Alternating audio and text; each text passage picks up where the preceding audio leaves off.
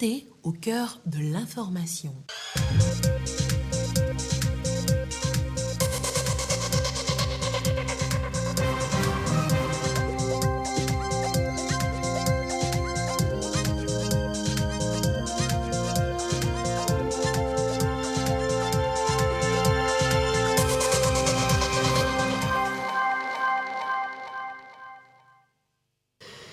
Merci de votre attention, bonsoir à tous. Dans l'actualité ce soir, la suite du débat sur la loi de finances exercice 2023 à l'Assemblée nationale.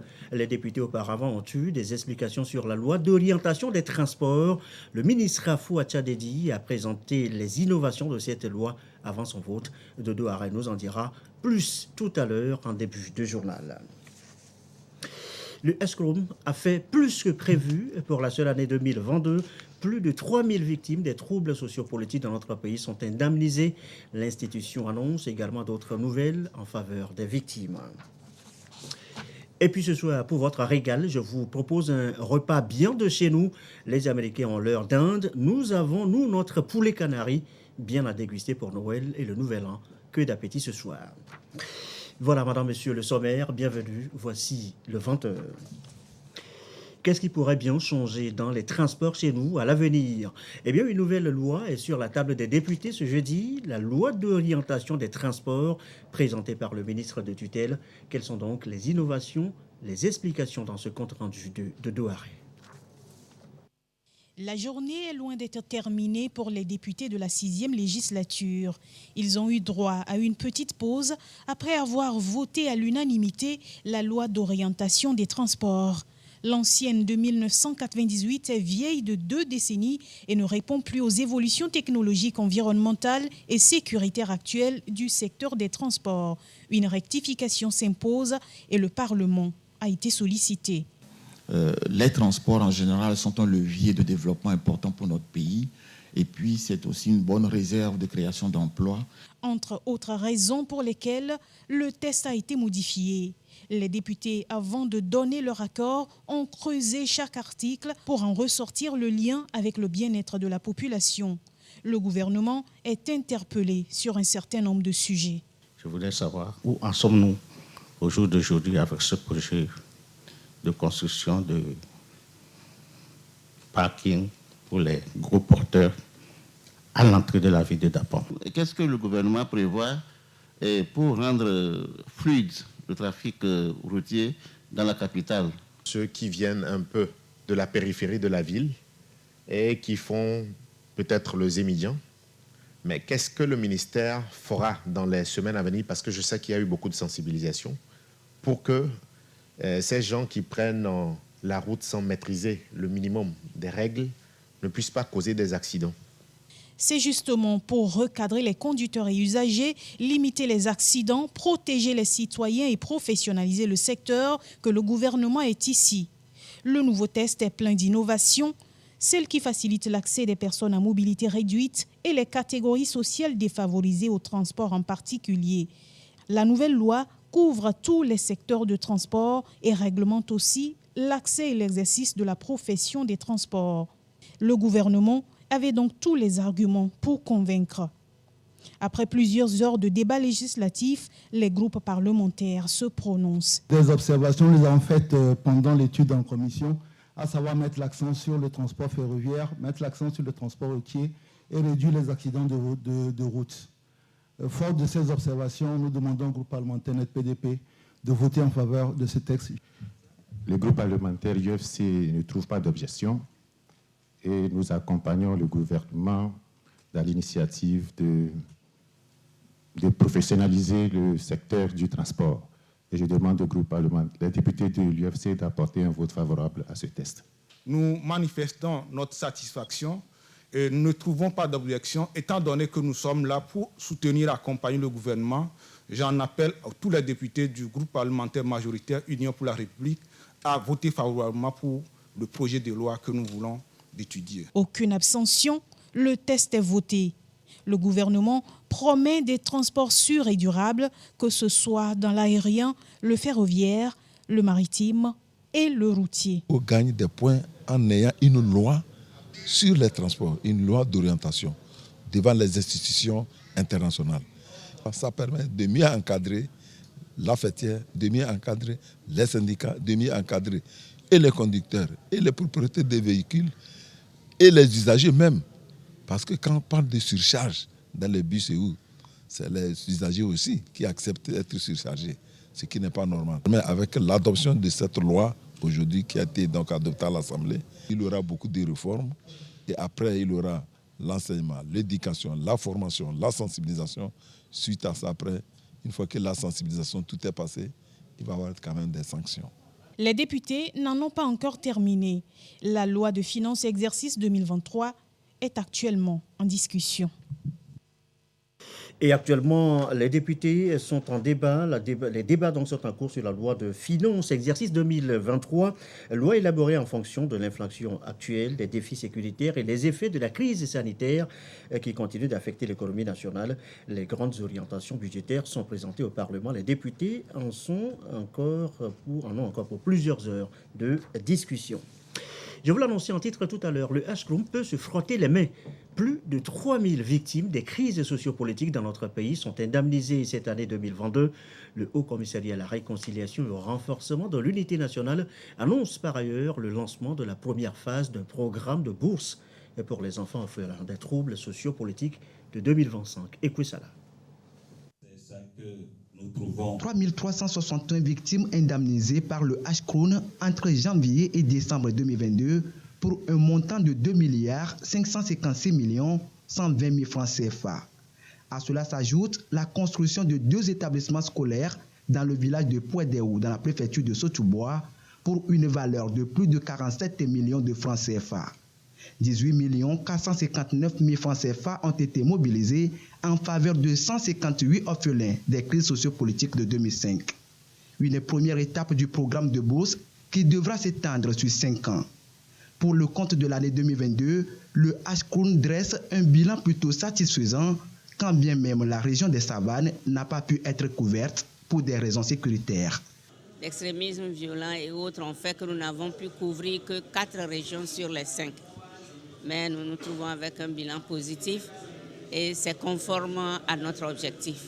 Nous avons pu satisfaire plus de 3300 victimes et donc les évaluateurs nous ont évalués à 98,87%. Nous rendons grâce à Dieu et nous disons notre reconnaissance et donc, au chef de l'État et au gouvernement pour les efforts consentis malgré donc la situation, le contexte très difficile, et ils ont consenti des efforts pour nous permettre d'accomplir notre mission. En 2022, les dépenses totales du Ashkroun s'élèvent à plus de 3 milliards de francs CFA, plus de 20 milliards depuis le démarrage des opérations d'indemnisation en 2017. Il faut rendre hommage au chef de l'État et à son gouvernement pour cette initiative, pour cet effort, pour ces ponts, pour ces échangeurs qui sont en train de se bâtir entre les cœurs des Togolaises et des Togolais. Dans le cadre de ces opérations, le Ashkroun est accompagné par des huissiers, l'ONG M Afrique et le Centre de droit public de l'Université de Lomé. Des partenaires à qui les responsables de l'institution ont adressé à cette occasion leur reconnaissance. Reconnaissance surtout au président de la République, Faure Essozemna Singbe, pour la mise en place du Fonds d'indemnisation des victimes des troubles sociopolitiques de 1958 à 2005. Des événements malheureux que Maître Kokou Kofigo, ancien Premier ministre du Togo, appelle à oublier. Les uns après les autres, des pays merveilleux, mais c'est toujours le nôtre et son joli drapeau qui est le plus radieux quand on chante l'hymne « Terre de nos aïeux ».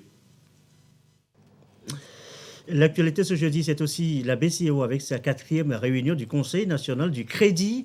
Dernière séance de l'année 2022 qui s'achève. 3 points essentiels sont inscrits à l'ordre du jour. La situation économique du Togo fin 2022, la contribution des banques au financement de l'économie, enfin les perspectives pour 2023.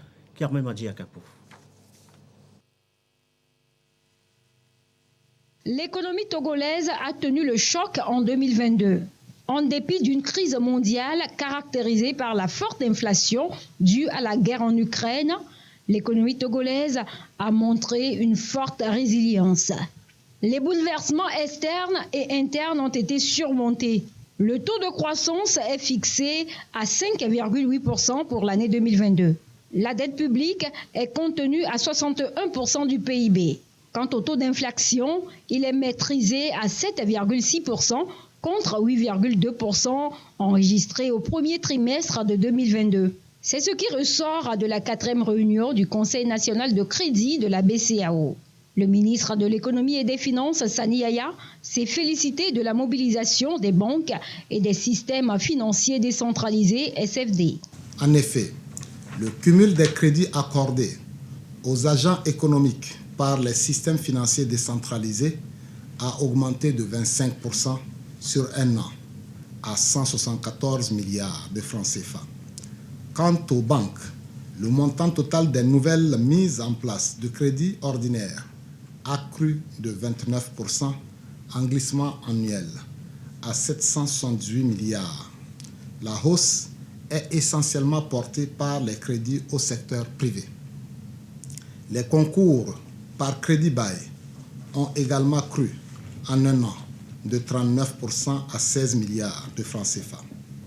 Par ailleurs, les financements par affacturage ont connu une augmentation avec un encours qui est passé de 3 milliards à fin septembre 2021 à 10 milliards un an plus tard. Ces concours financiers se sont accompagnés de la poursuite de l'assainissement du portefeuille de crédit des banques et des systèmes financiers décentralisés, avec des taux bruts de dégradation de portefeuille ressortis respectivement à 9% et 6% à fin septembre 2022, en repli de 6 et 2 points de pourcentage sur un an. Pour le ministre de l'économie et des finances, il est important de veiller à la qualité des crédits accordés pour rendre le système financier plus solide et plus profitable, surtout aux PME. Comme l'a d'ailleurs si bien souligné le chef de l'État, son Excellence M. Faure Essozina Gnassingbé,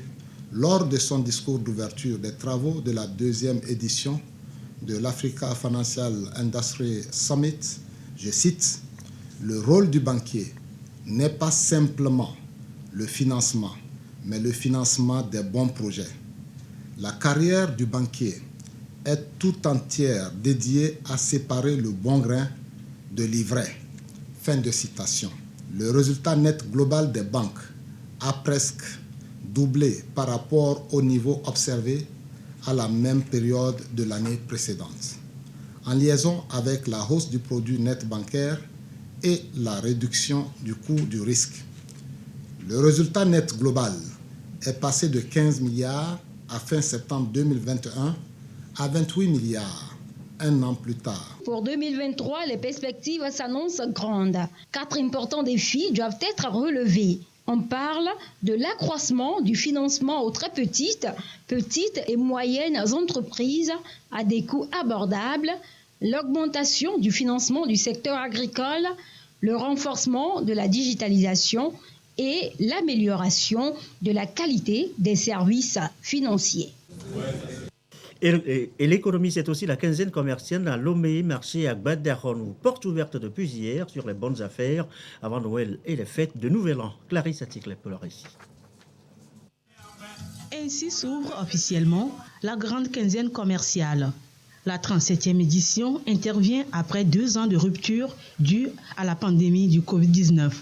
La Chambre de commerce et d'industrie du Togo offre 15 jours d'exposition-vente des biens et services aux opérateurs économiques. Cette quinzaine représente l'opportunité de faire une publicité pour que les gens sachent qu'avec nos fruits locaux, on peut aussi faire des choses sans additifs, sans conservateurs, qu'on peut manger, qui est plus sain que les choses qui sont dans les grandes surfaces. J'avais décidé de venir faire la glace à la mangue, la glace aux ananas et avec les pastèques. Il y a les parents qui font des cadeaux aux enfants, surtout la fête de Noël.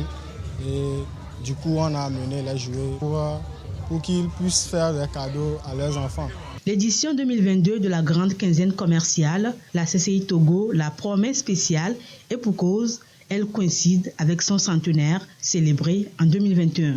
Les opérateurs économiques ont plein de produits qu'ils doivent pouvoir nous proposer. Les stocks d'il y a 2-3 ans seront à cette foire.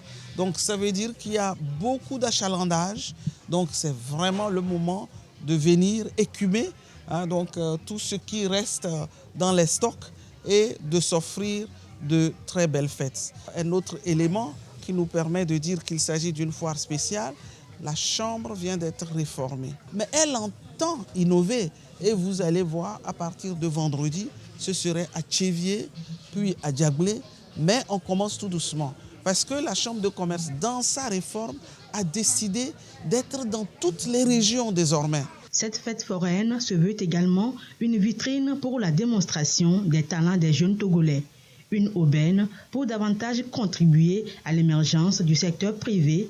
Le ministre du Commerce, de l'Industrie et de la Consommation locale invite les opérateurs économiques, tout comme les consommateurs, à la saisir.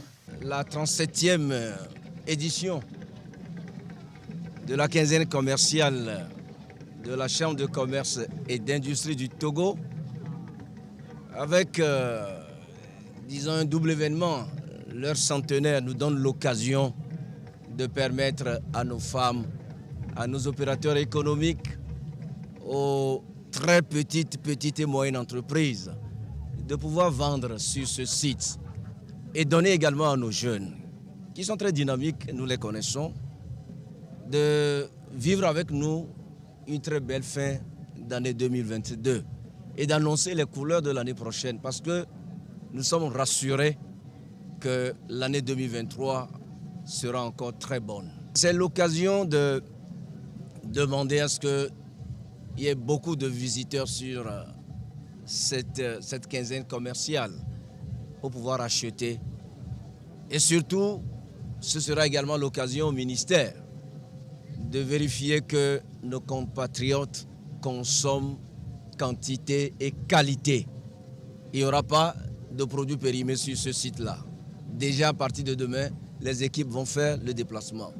Nous voulons une population en bonne santé. C'est cela la vision du chef de l'État, c'est cela la vision du gouvernement. La 37e grande quinzaine commerciale a lieu jusqu'au 31 décembre 2022. Un site à accès gratuit où l'on peut aisément s'approvisionner pour les fêtes de fin d'année. Voilà, une quinzaine commerciale où on rencontrera beaucoup de femmes entrepreneurs. Encore plus de femmes, toujours plus de femmes dans les programmes emploi jeunes.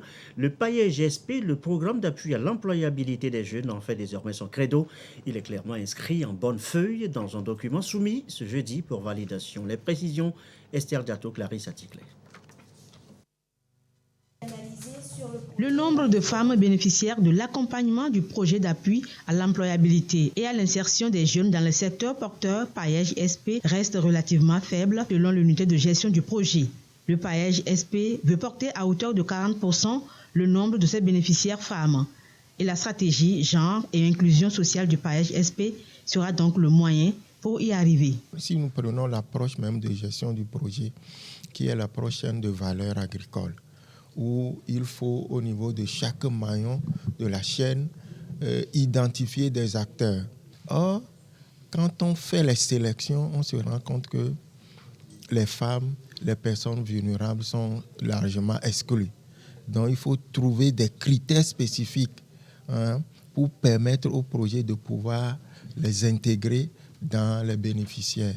C'est ce qui a nécessité cet outil particulier autour duquel nous voulons un consensus large. La stratégie genre et inclusion sociale du PAEJ SP a été élaborée à la suite d'un audit participatif.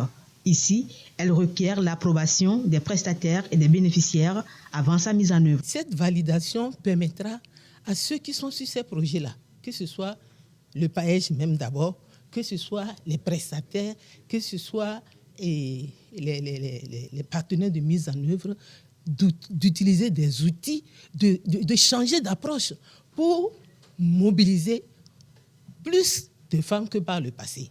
Et quand les femmes sont mobilisées, on les accompagne comme on accompagne aussi les hommes. au finish, c'est l'amélioration des conditions de vie, c'est l'amélioration des revenus, c'est la création d'emplois. Les femmes peuvent créer des emplois comme les hommes peuvent créer des emplois. La première phase du PAEJ-SP prend fin le 31 décembre 2022. Une fois validée, la stratégie genre et inclusion sera reconduite pour la deuxième phase dès janvier 2023. Il est 20h20. L'actualité à l'étranger en bref. Affaire des 46 soldats ivoiriens. Une délégation ivoirienne a atterri ce jeudi à Bamako pour rencontrer les autorités maliennes, notamment le président de la transition, le colonel Assimi Goïta. Une rencontre une nouvelle fois sous l'égide de la médiation togolaise. Toujours en rapport avec la Côte d'Ivoire, c'est la prison à perpétuité contre 4 accusés de l'attentat djihadiste de la ville balnéaire ivoirienne de Grand-Bassam. Cette attaque avait fait, vous rappeler, 19 morts en mars 2006 et revendiquée en mars 2016 et revendiquée par ACMI. Cela dit, retour chez nous, le reste de l'actualité sous les airs de Noël et pour les enfants du personnel du ministère des Affaires étrangères. Papa Noël est déjà descendu du ciel avant l'heure et bien sûr avec des jouets par milliers. Un reportage de Ramdan Bassina. C'est Noël avant l'heure au ministère des Affaires étrangères. Le Père Noël, c'est lui, le ministre professeur Robert Doucet. Il n'a pas hésité à se déguiser pour arracher un sourire aux enfants de son personnel. Un geste d'amour soutenu par l'ambassadeur de Chine au Togo. Depuis 2011, ce département ministériel en a fait une tradition, la remise de cadeaux de Noël. À vous, chers enfants, tout en restant convaincus que ces différents cadeaux vous procureront beaucoup de joie, je souhaite à chacun de vous une bonne fête et une heureuse année 2023, pleine de santé, de réussite et de bonheur à tous égards. Les tout-petits ont compris par ce geste du ministre et de l'ambassadeur l'atmosphère cordiale dans laquelle leurs parents travaillent et de l'attention qui leur est accordée. Je suis content d'avoir reçu ce cadeau du ministère des Affaires étrangères. Joyeuse fête de Noël à tout le monde. Merci, monsieur l'ambassadeur, monsieur le ministre, pour ces cadeaux. La fête s'annonce bien. C'est avec joie que les enfants du personnel du ministère des Affaires étrangères repartent les bras chargés de présents. Ces enfants ont été encouragés à plus d'ardeur au travail dans leurs écoles respectives. Et ça sent aussi déjà Noël dans 6 orphelinats choisis par l'ONG Action des Tropiques pour l'intégration rurale. Elle a remis les cadeaux hier à Zanguera, son siège. Esther Diato, Esther Laclé. Un air frais de Noël souffle sur ces enfants. 1000 orphelins se laisseront emporter par la magie de Noël, telle que imaginée par l'ONG Action des Tropiques pour l'intégration rurale attire. 6 orphelinats sélectionnés sur tout le territoire togolais sont repartis chacun avec une enveloppe de 500 000 francs CFA. La féerie de Noël sera donc à son comble. Je suis très content. Au nom de mes camarades, je remercie l'honorable. Parmi les bénéficiaires, Roger Sodi, président de l'ONG Association Mieux-être pour tous, AMEPT de Badja. Cet appui financier lui permettra d'offrir une fête de Noël digne de son nom à 536 enfants. À la rentrée de l'année 2022-2023, et grâce à aux fournitures qu'il a amenées, plus sans oublier un chèque de 500 000, et mes 536 enfants de mon orphelinat ont pu faire une bonne rentrée. Et aujourd'hui encore, à l'approche de cette fête de fin d'année, un chèque de 500 000 plus des vivres. Tous ces enfants, 536 au nombre, ne peuvent que continuer par le bénir. Que Dieu le bénisse abondamment. L'aide vient vraiment à point nommé pour soulager les difficultés que nous traversons à pouvoir subvenir aux besoins de ces enfants. Donc c'est avec joie. Et nous disons vraiment un grand merci à l'ONG ATI pour ce geste. Que Dieu les bénisse. Semer la joie dans le cœur de ces enfants, c'est la motivation de l'honorable Noël de Poken. Ce geste humanitaire n'est pas le premier de son association humanitaire. Noël, c'est la fête des enfants. C'est dans cette optique que ATI, dont j'ai l'honneur de présider, a décidé de mettre la joie dans le cœur des enfants de notre pays. Nous avons sélectionné un orphelinat par région, puis sur Lomé commune, pour recevoir les vivres et les non-vivres, 500 000 par orphelinat, afin que les responsables puissent, une fois retournés à la maison, acheter de quoi les enfants peuvent se régaler le jour de Noël, qui est leur fête dédiée. Une visite des locaux a permis à l'élu du peuple et à sa suite de découvrir le centre orphelinat Renaissance de Zanguera qui a accueilli l'événement. L'ONG Attire existe depuis 4 ans et intervient dans le social, l'éducation, la santé et l'agriculture. Et la fête, c'est toujours d'abord un bon plat, un bon repas. Eh bien, je vous propose ce soir un menu à vous mettre de l'eau à la bouche. Le poulet canari, comment c'est fait? Où est-ce que c'est fait? Eh bien, je ne vous en dis pas plus. Regardez ce reportage de Anita Tigakou et de Marie-Ange Bida et vous m'en direz des nouvelles. Adeti Kopé, banlieue nord-est de Lomé. Il est midi ce jeudi. Dans ce restaurant à ciel ouvert, Edwige, canari en main, s'avance vers des clients. À l'intérieur, du poulet. Une viande cuite au four traditionnel, le poulet canari. Spécialité de la maison, les clients en raffolent. Tout est naturel chez Tata Edwige. Allons seulement. Wow. On ne refuse pas. Ça, c'est bien chaud. Il y a du bon bois ici. En accompagnement, akman ou cette salade de tomates, oignons, piments coupés en gros morceaux. Complément de cette escapade gustative, une diversité de boissons locales. Un embarras de choix. À une table plus loin, Christian et son ami. Ils ont déjà fini, eux, leur assiette. Manger du poulet canari fait désormais partie de leurs petites habitudes. La première fois que j'ai visité ici, là, on m'a servi. Je pensais qu'il faut un couteau pour pouvoir découper la viande, mais on me dit avec la main ça peut aller. Et vraiment ça se rend comme du pain. Je vois qu'ils ont fait sortir ça de notre canari emballé. Dans une emballage, ils ont amené.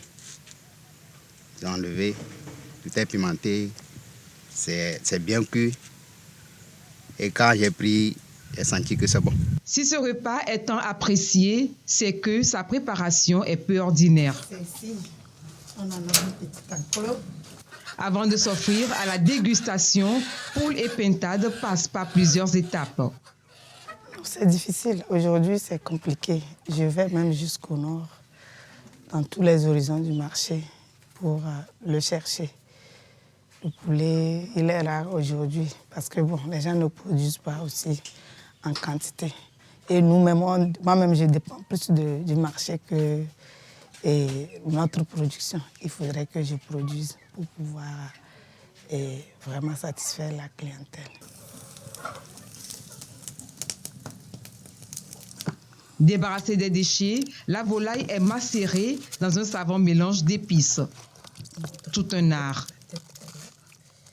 Les conjongeons. Non, on ne dit pas. C'est notre particularité. C'est ce qui fait de nous ce que nous sommes. Ce feu de bois se charge de la cuisson.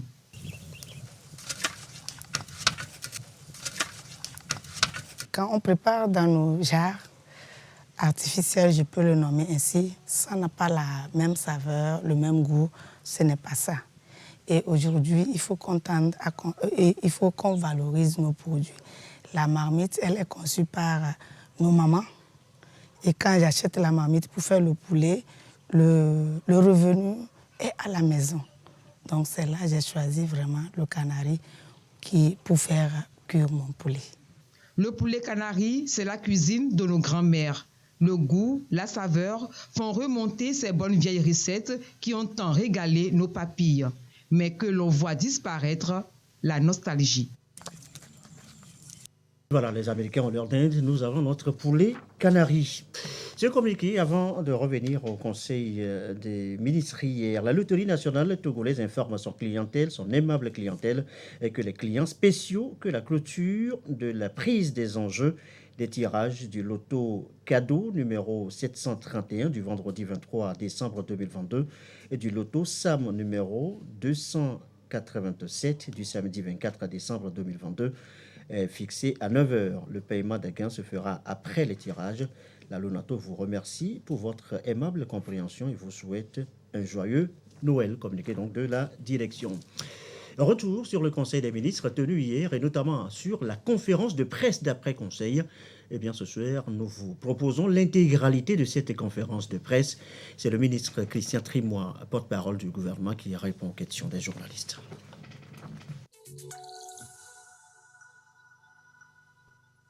Je m'appelle Atisso Lambert du site togotimes.info. Monsieur le ministre, je voulais revenir sur le projet portant création des commissions électorales locales. Et je voudrais savoir, monsieur le ministre, les CELI qui seront créés par le gouvernement, c'est pour quelle élection? Je vous remercie. Les CELI qui vont être créés actuellement vont d'abord s'occuper des élections régionales, dont l'organisation a commencé depuis le mois d'avril de cette année. Mais bien évidemment, la Commission nationale indépendante a également à l'agenda de l'année prochaine le renouvellement du Parlement, puisque nous sommes dans la dernière année de l'élection du mandat du Parlement actuel, et la Commission électorale nationale indiquera en temps utile comment elle organise cette deuxième élection. Mais pour l'instant, les commissions électorales locales indépendantes qui sont mises en place visent l'élection régionale. Oui, l'autre préoccupation, monsieur le ministre, c'est de savoir, est-ce qu'on peut avoir une idée sur leur nombre, les CELI? Alors, le code électoral, et notamment à son article 27, indique les règles de création des CELI. Donc, ce n'est pas fait de façon arbitraire. Il y a un canevas qui nous indique cela.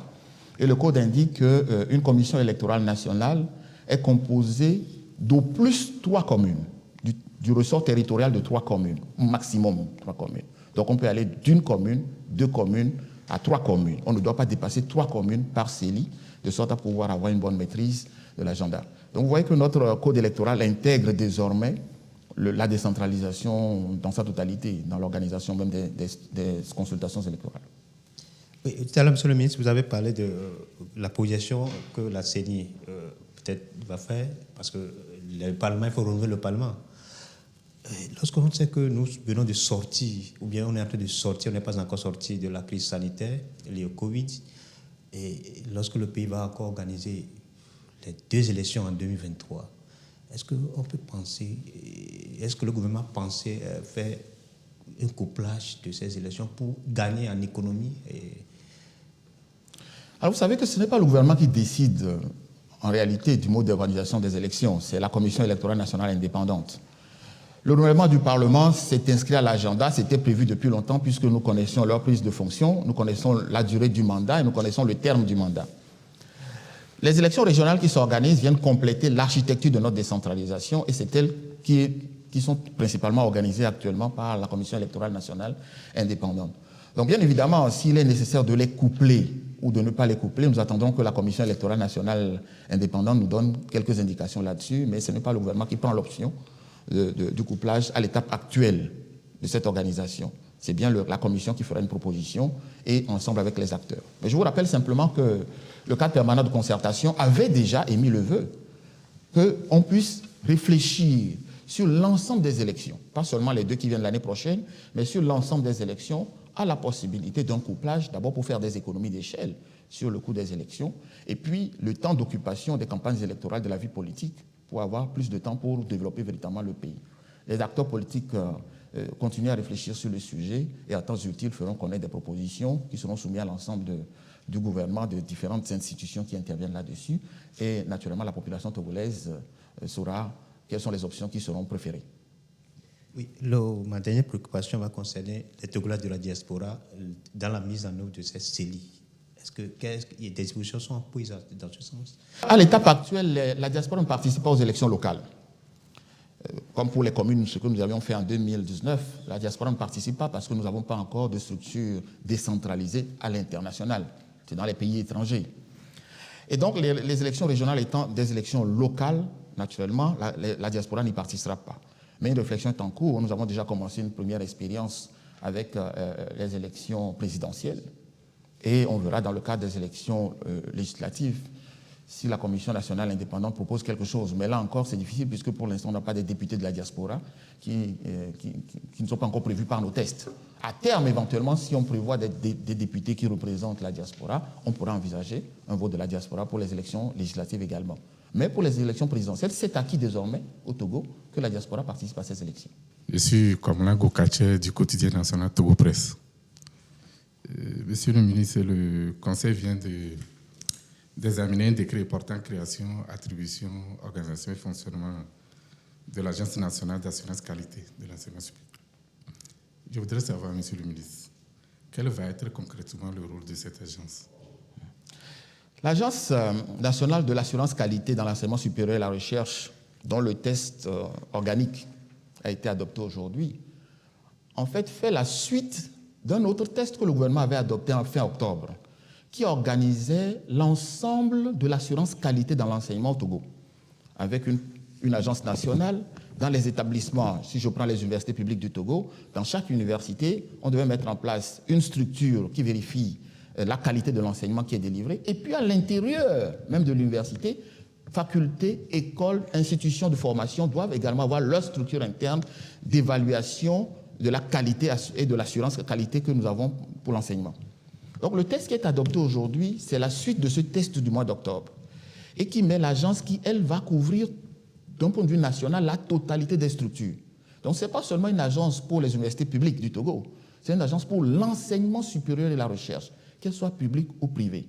Donc c'est elle qui va organiser, structurer les questions d'évaluation, l'assurance, s'assurer que le test d'octobre est bien mis en œuvre dans tous les établissements concernés, va également se prononcer sur les réformes nécessaires dans l'enseignement. Nous avons fait le LMD, nous discutons tous de savoir s'il n'est pas temps de l'évaluer, de voir s'il faut le modifier. Cette agence travaillera également à voir quelles sont les options nouvelles qu'il faut adopter, quelles sont les innovations qu'il faut introduire dans l'enseignement supérieur et la recherche pour que nous ayons des apprenants de qualité qui répondent surtout à l'adéquation à l'emploi. Rappelez-vous, nous formons des personnes pour pouvoir qu'elles soient employables dans les entreprises et dans les administrations publiques. Et cette agence faisra le lien à ce que la formation qui est délivrée corresponde aux besoins d'emploi et que ceux qui sortent de ces écoles et de ces formations supérieures soient capables de tenir véritablement les postes qu'ils vont occuper dans les différentes entreprises et dans les administrations publiques. Oui, justement, monsieur le ministre, est-ce qu'avec la mise en place de cette agence, va-t-on vers une évaluation périodique des universités? En fait, l'évaluation elle est même permanente. La structure qui est mise en place, c'est pour ça que vous verrez que, si je prends l'exemple des universités, l'université a sa structure d'évaluation, les facultés ont leur structure d'évaluation, les écoles ont leur structure d'évaluation. Donc, en permanence, on doit pouvoir évaluer la qualité, et non pas simplement périodiquement.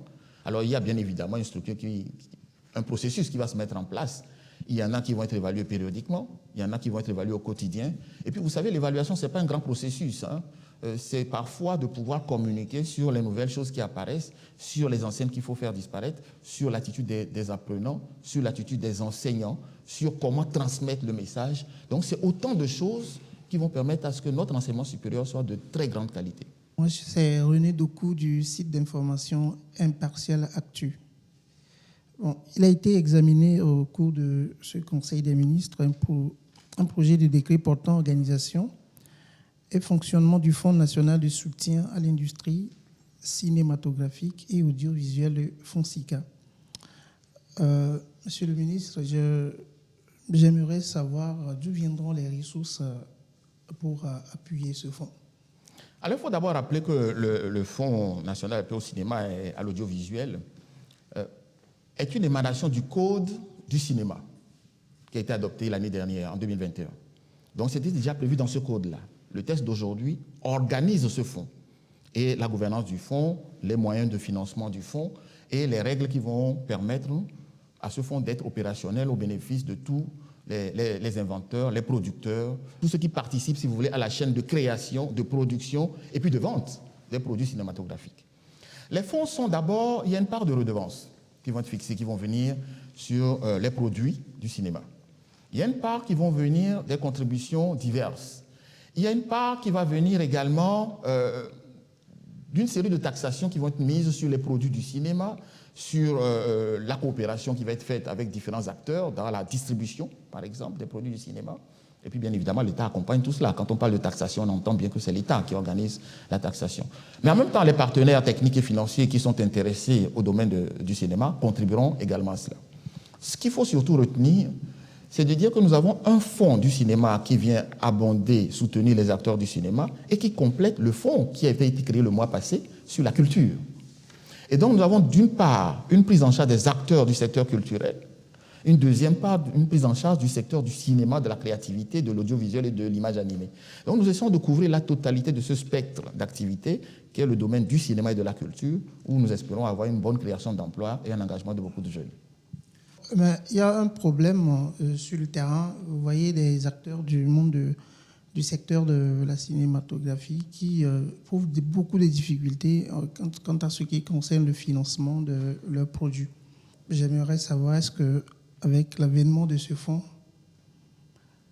ce problème de financement sera résolu, Monsieur le ministre? C'est précisément à ce genre de problème que répond la création de ce fonds. Et le fonds couvre toute l'activité depuis l'idée. À partir du moment où vous avez l'idée de faire un film, par exemple, le fonds va pouvoir vous accompagner, y compris dans les formations qui vous sont nécessaires pour que vous puissiez transformer cette idée concrètement.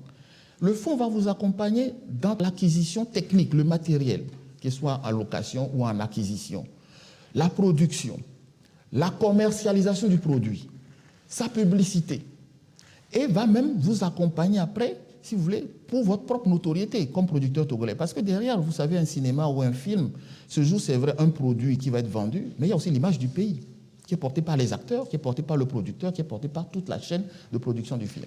Donc désormais, ce fonds, et le président de la République a demandé qu'il soit rapidement opérationnel pour permettre à tous nos compatriotes qui interviennent dans ce champ de pouvoir n'avoir qu'une seule porte désormais à frapper. Et ce fonds appréciera avec eux, y compris toutes les études nécessaires pour que leurs idées puissent être concrétisées en cinéma pour le bonheur de nos compatriotes, pour notre divertissement à tous. Le fonds SICA et le fonds d'aide à la culture, bon, est-ce que cette cohabitation va marcher? Pourquoi ne pas avoir un seul fonds? Parce que quand on parle de la culture, c'est vrai, on peut y inclure le cinéma. Mais il me semble que c'est deux métiers différents. Le cinéma correspond à des processus particuliers de production. Nous avions dit, par exemple, pour la culture, rappelez-vous que le fonds d'aide à la culture, maintenant on l'appelle Fonds national de la culture, ce Fonds national de la culture, lui, va viser également à soutenir tous les acteurs culturels, y compris depuis leur idée de création artistique, culturelle, la production, la concrétisation, et puis créer surtout de véritables entreprises et d'industries culturelles. Aujourd'hui, qu'est-ce que nous avons? Nous avons plutôt quelque chose qui est plus de l'artisanat, si vous voulez, de l'individualité dans la culture. On veut créer de vrais patrons de la culture, des spécialistes de l'art, et qui créent une vraie industrie. L'industrie, c'est tout un processus. Ce n'est pas seulement inventer un produit artistique, c'est aussi le faire connaître, le distribuer. Donc, ces deux métiers ne sont pas les mêmes. Il y en a un qui a un support visuel, il y en a qui est lui-même tangible. Et il nous semble que comme ces deux métiers sont différents, il fallait faire deux supports financiers différents pour accompagner chacun dans son secteur. Le Conseil a écouté une communication relative à la table ronde des bailleurs de fonds pour le financement du plan directeur d'approvisionnement en eau potable du Grand Lomé et le lancement de la stratégie nationale de l'accès à l'eau potable et à l'assainissement. Dites-nous, Monsieur le ministre, quelles ont été les retombées de cette table ronde? L'objectif de la feuille de route 2020-2025, c'est 85% d'adduction d'accès à l'eau potable dans le Grand Lomé, 80% dans le Grand Lomé, 95% en zone rurale et 85% en semi-urbain. Et aujourd'hui, le fonds qui, pour la période 2020-2025, avait une cible financière de 270 milliards qui était recherchée sur les 1450 milliards à l'horizon 2030. Donc sur 2030, 1450 milliards, sur 2020-2025, 270 milliards. Sur les 270 milliards, la table ronde aujourd'hui, pour les partenaires publics, c'est 243 milliards et poussières qui sont atteints. Donc, plus ou moins 90% sont atteints. Mais attention, ce ne sont que les partenaires publics. Les partenaires privés se sont également positionnés sur des projets. Ce qui veut dire que quand vous prenez les partenaires privés, dont les ministres, le chef de l'État a instruit les ministres de poursuivre le suivi, de sorte qu'on puisse concrétiser très rapidement leur positionnement, nous arrivons à une couverture financière qui nous permet d'atteindre la cible 2020-2025. Mais c'est une cible 2020-2025 qui correspond à la feuille de route du gouvernement, mais le projet se poursuit de 2025-2030. Donc la recherche de fonds va continuer. La table ronde, c'est un élément important qui nous permet de couvrir cette première partie, et les recherches de fonds vont se poursuivre. Je vous rappelle globalement à l'horizon 2020-2025 qu'en zone urbaine, par exemple, c'est 700 000 ménages que nous ciblons qui doivent avoir accès à l'eau potable en zone urbaine. Et quand vous sortez des zones urbaines, vous allez dans les zones rurales, nous avons une cible de 3 800 ouvrages c'est-à-dire Bonnefontaine aujourd'hui avec la nouvelle technologie panneaux solaires pour les Bonnefontaines que nous avons. C'est 3800 ouvrages qui sont visés sur cette période également. Et à terme, nous espérons que nous aurons 5 millions de Togolais qui pourront avoir accès à l'assainissement, avoir accès à des sanitaires confortables et conformes et qui soient propres pour tout le monde, pour la santé de tous. Donc, aujourd'hui, les retombées de cette table ronde nous permettent aujourd'hui vraiment d'espérer et de nous réjouir de ce que nos projets pourront être engagés comme il était envisagé, tout en poursuivant encore la quête de financement additionnel pour couvrir la totalité du budget qui est de 1 450 milliards sur la période 2030. La table ronde a permis le lancement de la stratégie nationale de l'accès à l'eau potable et à l'assainissement. Donc, j'aimerais savoir de quoi il s'agit concrètement, cette stratégie. La stratégie, quand on dit stratégie, c'est tous les processus, toutes les techniques, les astuces, pour dire les choses, que nous allons déployer pour pouvoir, d'une part, trouver les moyens nécessaires, publics et privés, pour financer l'adduction à l'eau potable de tous nos compatriotes. Faire en sorte que tous les Togolais puissent avoir accès à de l'eau potable, quel que soit l'endroit où ils se trouvent, qu'ils soient en ville, c'est ce qu'on appelle la zone urbaine, qu'ils soient en campagne ou dans les villages, c'est ce que nous appelons les zones rurales. Et puis entre les deux, les villes moyennement développées sont semi-urbaines. Voilà le vocabulaire. Mais en réalité, il faut simplement entendre par la stratégie les moyens par lesquels le gouvernement va passer pour financer l'accès à l'eau de tous nos compatriotes et que chacun puisse accéder à l'eau potable, qui est un droit absolu et un droit constitutionnel pour nous tous. Et quels sont les objectifs en termes de chiffres? À l'horizon 2030, dans les zones urbaines, nous attendons 700 000. Nous espérons toucher 700 000 ménages dans les villes et réaliser 3 800 ouvrages, dont Bonnefontaine, différents dispositifs d'accès à l'eau potable en zone rurale. Et pour ce qui concerne l'assainissement, nous ciblons au moins 5 millions de Togolais. Si nous partons aujourd'hui d'à peu près 8 millions que nous sommes, et ce que nous avons déjà engrangé sur cet horizon, avec 5 millions de nouveaux accès à l'assainissement et à tout ce qui est lié à la propriété humaine, il me semble que nous allons couvrir une très bonne partie, atteindre les cibles qui sont fixées par le chef de l'État. Au cours de ces travaux, le Conseil a également écouté une communication relative au lancement du projet pilote de mise en œuvre du marché unique du transport aérien en Afrique, MUTA. Nous voulons avoir plus d'amples de détails sur ce projet pilote.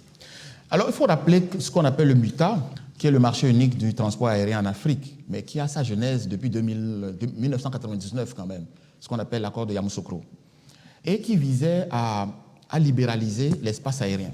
Aujourd'hui, vous savez, nos différents pays, c'est comme les frontières au sol. En l'air aussi, il y a des frontières. Hein. Quand les avions circulent, ils passent par une frontière avant de passer dans un autre pays. Et parfois, ça constitue des blocages pour les différentes compagnies aériennes des différents pays.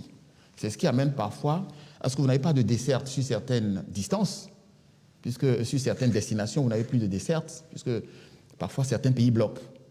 Parfois, quand eux-mêmes ont une compagnie aérienne, naturellement, pour éviter la concurrence avec la compagnie aérienne nationale, ils empêchent les autres de pouvoir accéder à la même destination. Et puis parfois, vous avez aussi ce qu'on appelle les barrages tarifaires, l'augmentation des taxes, des redevances à vos compagnies, de sorte à que les billets soient plus chers sur telle compagnie plutôt que sur telle autre.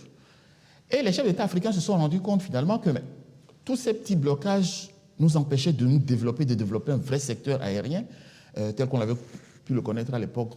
Nos anciens nous rappellent toujours Air Afrique, si vous voulez, qui avait une couverture qui était pas mal.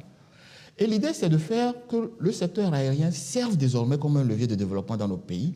Ça facilite le déplacement des ressortissants des différents pays à un coût moindre. Donc, il faut libéraliser l'espace. Et en 2018, ils ont décidé, dans le cadre de l'Union africaine, de faire ce marché unique du transport aérien en Afrique. Et le chef de l'État togolais, son Excellence M. Faure Essoz-Mna Gnassingbé, a été désigné comme champion du MUTA. En gros, c'est le chef de l'État qui va pousser la réalisation de ce marché unique. Donc, dans ce cadre, le ministre du Transport a assisté à une réunion à Dakar, présidé une réunion à Dakar, qui visait à faire le point depuis 2018 à aujourd'hui sur comment le projet avance et quels sont les efforts qu'il faut faire. Ils ont décidé à Dakar donc de faire une période pilote sur 18 pays qui sont aujourd'hui prêts à commencer ça. Donc aujourd'hui, 18 pays sont prêts à le lancer. Il y a 35 qui ont signé. Nous espérons que les 54 pays africains vont finir par rentrer en totalité là-dessus. Mais aujourd'hui, 18 pays sont prêts à franchir le pas pour commencer cette coopération qui permette à nos différentes compagnies nationales, d'une part, d'augmenter donc le PIB de nos différents pays, de créer de l'emploi. Il est espéré, par exemple, 596 000 emplois à l'échelle de ce projet aujourd'hui sur les 18 pays. Et on espère avoir presque 27 à 30% de réduction tarifaire sur les prix des billets. Donc c'est quelque chose qui n'est pas négligeable aujourd'hui pour faciliter la mobilité des uns et des autres dans nos différents pays et derrière l'activité économique qui va avec. Je vais revenir sur la communication portant sur le transfert de data center à un privé. Qu'est-ce qui n'a pas marché au point de céder, de faire ce transfert à un partenariat privé? En fait, le data center qui a été créé, c'est vrai, ça répond d'abord à l'acquisition de la souveraineté numérique du Togo. L'axe 3 de la feuille de route prévoit la modernisation des structures du pays. Et le digital est un point fondamental. Nous avons un ministère chargé de l'économie numérique et de la transformation digitale. Dans ce cadre, ce data center a été mis en place. En réalité, ça s'appelle Caria Hotel Center, donc c'est plus grand que... C'est comme un hôtel, hein, et il y a différentes chambres dedans, et chacun prend sa chambre et gère, stocke ses données et pilote ses données. Mais piloter les données à l'échelle, les données, c'est tout ce qui concerne les échanges que nous avons, la sécurisation, permettre une fluidité des données, leur accessibilité permanente à leurs propriétaires, c'est un vrai métier. Il faut des spécialistes pour gérer ça. Donc le Togo a construit le centre, c'est vrai, mais nous voulons rechercher un privé pour pouvoir gérer le centre. La deuxième question, c'est faire en sorte aussi à rassurer les uns et les autres. Et le fait de le concéder à un privé permet également de rassurer les opérateurs en disant ce n'est pas l'État qui peut venir bloquer vos données demain, après-demain, parce que c'est son centre personnel. Donc, le Togo joue la transparence, joue l'assurance et permet la performance du centre en choisissant des spécialistes pour le gérer, en même temps qu'il rassure sur le fait que vos données étant gérées dans un cadre privé, avec toute la sécurité qui va avec, c'est un peu quand aujourd'hui on parle des clouds. Nous tous, nous envoyons des données dans les clouds. Nous transférons nos données par Internet, etc.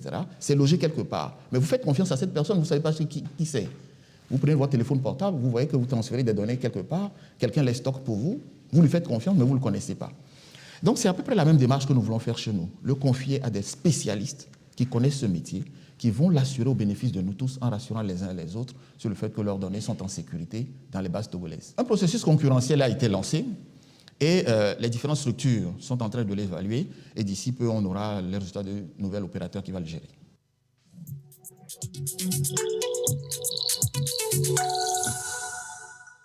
Et voilà, c'était donc la conférence de presse d'après-conseil de ministre tenue hier, mercredi. Et ceci donc referme ce journal du soir. Merci à vous qui nous suivez de partout ce soir sur la télévision togolaise, notamment du côté de Sargoville à Lomé. Et comme d'habitude, toujours fidèlement, très belle soirée à vous.